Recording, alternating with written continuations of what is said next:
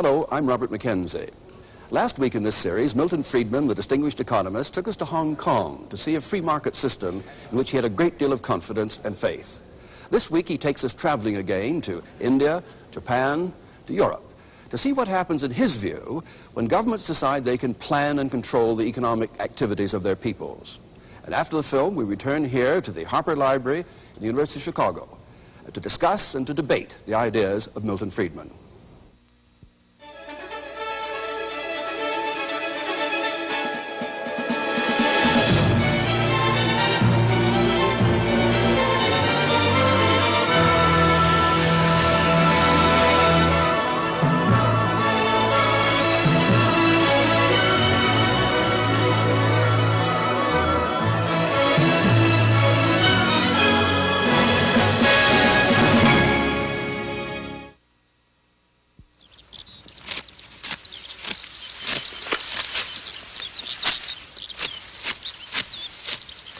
It's harvest time, and Japanese farmers gather their crops for the rice market in Kyoto. Of course, they'll try to get as much for it as possible, and the buyers will try to buy it as cheaply as possible. That's how markets are supposed to work. That's what Adam Smith, the Scotsman who turned economics into a modern science, observed 200 years ago. He observed something else, too. In every country, it is always and must be in the interest of the great body of people to buy whatever they want of those who sell it cheapest. The proposition is so very manifest that it seems ridiculous to take any pains to prove it. Nor could it ever have been called in question had not the interested sophistry of merchants and manufacturers confounded the common sense of mankind. Their interest is, in this respect, directly opposite to that of the great body of people. Adam Smith's flash of genius was to see how prices that emerged in the market, the prices of goods, the wages of labor, and the cost of transport, could coordinate the activities of millions of independent people, strangers to one another, without anybody telling them what to do. His key idea was that self-interest could produce an orderly society benefiting everybody. It was as though there were an invisible hand at work. The invisible hand is a phrase that was introduced by Adam Smith in his great book, The Wealth of Nations, in which he talked about the way in which individuals who intended only to pursue their own interests were led by an invisible hand to promote the public welfare, which was no part of their intention. He was talking about the economic market, about the market in which people buy and sell. And he was pointing out that in order for a butcher or a baker or a candlestick maker to make an income, he had to produce something that somebody wanted to buy.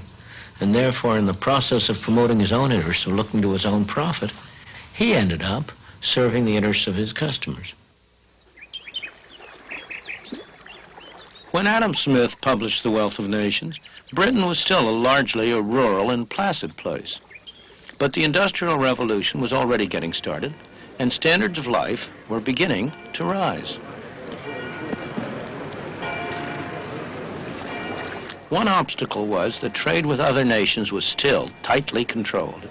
Merchants in the home market had persuaded the government of the day to impose heavy duties and taxes on all foreign imports in order to ensure themselves a protected market.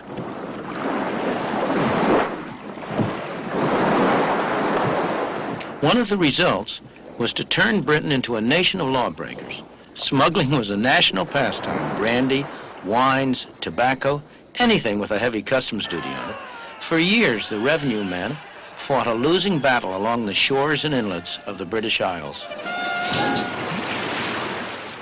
In 1846, after years of argument and partial success, the followers of Adam Smith finally persuaded the British Parliament to remove all duties on goods imported from abroad.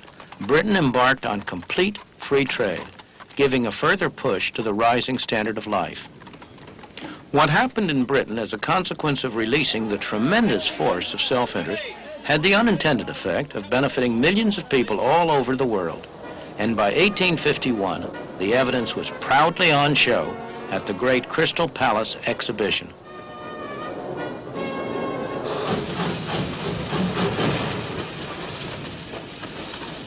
Free trade enabled Britain to become the workplace of the world.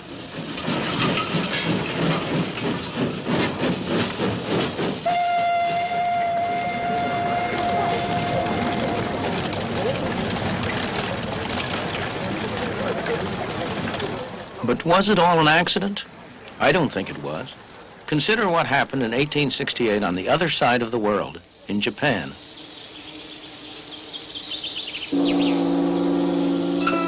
For the preceding 300 years, the Japanese had lived in almost complete isolation. They had discouraged visitors from other nations, especially from the West. The result was that by the standards of the West, Japan was backward. It was a feudal society with lords and serfs, and woe betide anyone who tried to change the order of things.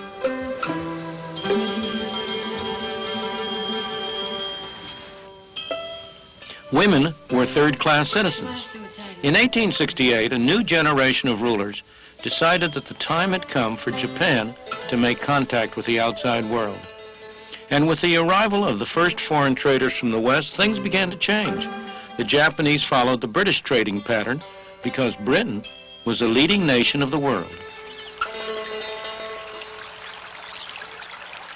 So free trade came to Japan. Japan became a magnet for other people's ideas and developments. One of the first traditional industries to feel the effect was weaving. From Europe, the Japanese imported the jacquard method, a way of programming a loom to control the accuracy of the weave and so to standardize output. Workers did well in the new atmosphere, and so did their employers.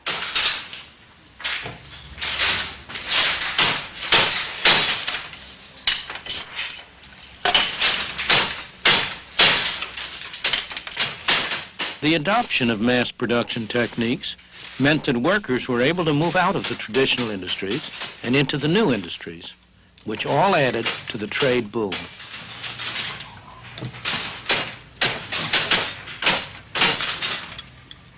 None of us can help being affected by the intellectual atmosphere that we breathe. In the middle of the 19th century, when Japan ended her self-imposed isolation and entered the modern age, it never occurred to her leaders to follow any other course than that of free enterprise and free markets. That was the intellectual atmosphere of the time, created by Britain's success in applying the principles of Adam Smith. In 1948, when India achieved independence, her leaders had all been trained in Great Britain. They had sat at the feet of Harold Laski and his associates at the London School of Economics, or of their counterparts at Oxford and Cambridge. It never occurred to them to follow any other course than that of central planning and government control. That was the intellectual atmosphere of the time. And the intellectual seed took root. As it grew, it needed to be honored, even worshipped. Every year on the anniversary of Gandhi's birth, people all over India do just that. In homage to the great Mahatma, they sit and spin, using methods handed down through the centuries.